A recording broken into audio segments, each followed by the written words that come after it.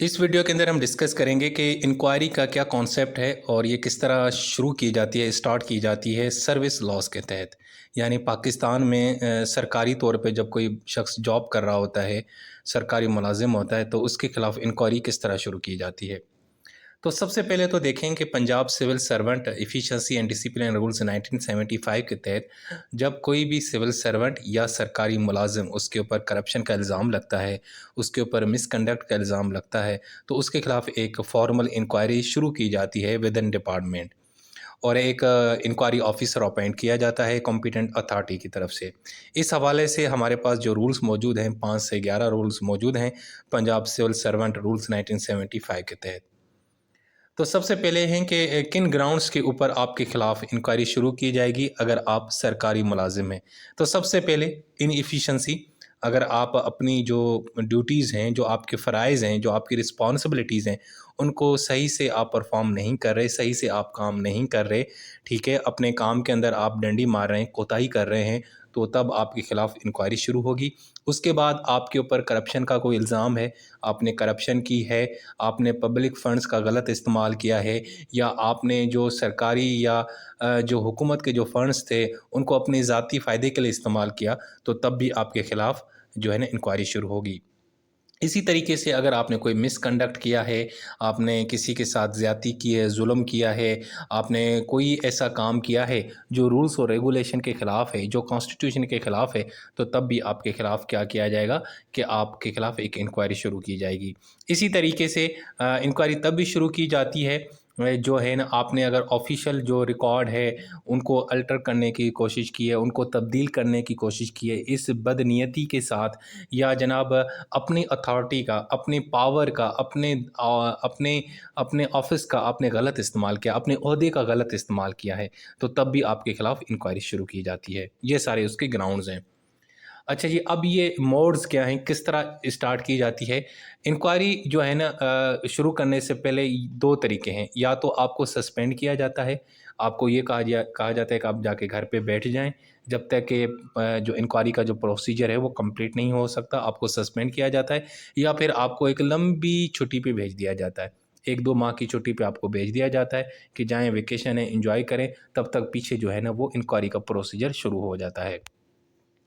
अब इसका जो प्रोसीजर है वो किस तरह शुरू किया जाता है, सबसे पहले जिसके ऊपर इल्ज़ाम लगता है, जिस सरकारी मुलाजिम के ऊपर कि आपके ख़िलाफ़ इंक्वायरी शुरू होती है, उसको आपने नोटिफ़िकेशन करना होता है, और उस नोटिफ़िकेशन के अंदर आपने उसको बताने होते हैं कि ग्राउंड्स क्या हैं, क्या इल्ज़ामात हैं आपके ऊपर, हम आपके ख़िलाफ़ इंक्वायरी क्यों शुरू की जा कर रहे हैं।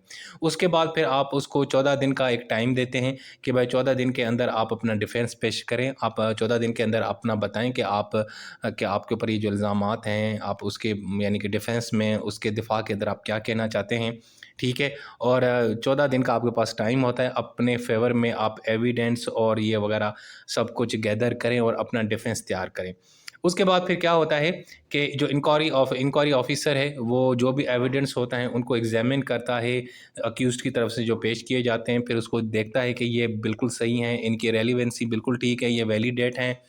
ठीक है जी, उसके बाद फिर क्रॉस एग्ज़ामिनेशन शुरू की जाती है। अगर कोई विटनेसेस वगैरह हैं तो उनको पूछा जाता है, अगर कोई किसी बंदे ने उसको करप्शन करते हुए देखा है तो उनसे पूछा जाएगा, उनकी टेस्टिमनी ली जाएगी, वेरीफ़ाई की जाएगी।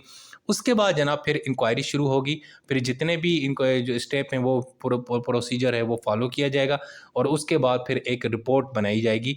वो जो रिपोर्ट है ना, इंक्वायरी कंप्लीट होने के 10 दिन के अंदर जो ऑथराइज्ड ऑफिसर होता है उसको पेश की जाती है कि सर ये इंक्वायरी है, हमने की थी और इंक्वायरी की ये रिपोर्ट है, और इस रिपोर्ट में हमने ये चीज़ साबित की है। अब अगर उस इंक्वायरी में ये लिख दिया जाता है कि वाक़ई ये जो शख्स है इसने करप्शन की है, या इसने मिसकंडक्ट की है, या जो भी है, या मासूम है, तो उस इंक्वायरी के बेस के ऊपर आपके खिलाफ फैसला दिया जाता है। अगर आप वाक़ई इंक्वायरी के तहत आपके ऊपर ये साबित हो जाता है कि आप फाउंड गिल्टी हैं और आप मिसकंडक्ट के जो है ना मुर्तब हुए हैं, तो फिर जनाब आपको पेनल्टीज़ आपके ऊपर लगा दी जाती हैं, आपको सज़ा दी जाती है। अब इस पेनल्टीज़ की क्या टाइप्स हैं? आपको क्या सज़ा दी जा सकती है जब आप सरकारी मुलाज़िम होते हैं और आपके ऊपर कोई इंक्वायरी बैठती है और आपके ऊपर जो भी इल्ज़ामात हैं वो साबित हो जाते हैं? सबसे पहले या तो आपको जो है ना आपको लोअर पोस्ट पे लगा दिया जाता है। आप अगर सीनियर इंजीनियर थे तो आप सिंपल इंजीनियर बन जाएँगे। आपका 17वां स्केल था, आपका 16वां स्केल कर दिया जाएगा। दूसरा ये है कि जो भी नुकसानात हुए हैं, आपने जो भी कंपनी का नुकसान किया है, इदारे का नुकसान किया है, उसकी रिकवरी आपसे की जाएगी। इसके अलावा या तो फिर आपको जो है ना कंपल्सरी जो है ना आपकी रिटायरमेंट ली जाएगी, आपको कह दिया जाएगा कि जी बस आप रिटायर हो जाएँ, मेहरबानी करके घर चले जाएँ। या दूसरा ये है कि आपको सर्विस से रिमूव कर दिया जाएगा या डिसमिस भी कर दिया जाता है। ठीक है, ये डिसमिस भी कर दिया जाता है आपको कि आपको जनाब हम डिसमिसल कर रहे हैं, और ये जो है ना बड़ी ख़तरनाक चीज़ है। उसमें फिर ये होता है कि फ्यूचर में भी फिर आपको किसी जगह पे जॉब नहीं कर सकते। जो रिमूवल है वो सिंपल है, उसमें आपको रिमूव कर दिया जाएगा लेकिन आप किसी और जगह काम कर सकते हैं। लेकिन जो डिसमिस करना होता है ना, उसमें फिर ये होता है कि आप फ्यूचर में भी किसी और जगह पे सरकारी जॉब नहीं कर सकते, आपके ऊपर पाबंदी लगा दी जाती है। तो दोस्तों ये था हमारा टॉपिक इंक्वायरी के हवाले से। सर्विस लॉज़ के तहत इंक्वायरी का क्या प्रोसीजर है, क्या ग्राउंड्स हैं, और ये सारा कुछ मैंने आपको इस वीडियो के अंदर बता दिया।